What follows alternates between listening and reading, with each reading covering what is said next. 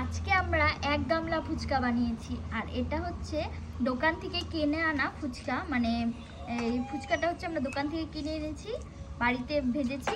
তারপরে এখানে এই যে একদম সেম দোকানের মতন আমি আলু সিদ্ধ মেখেছি, মটর, তারপরে ছোলা সব কিছু দিয়ে। আর এখানে হচ্ছে তেঁতুল জল, সবার ফেভারিট। এখন আমি বানিয়ে দেখাবো একটা।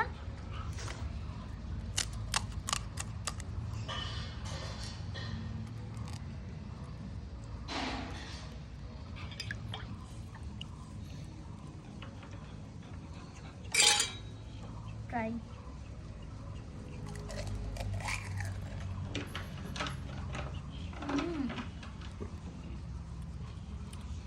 অসাধারণ।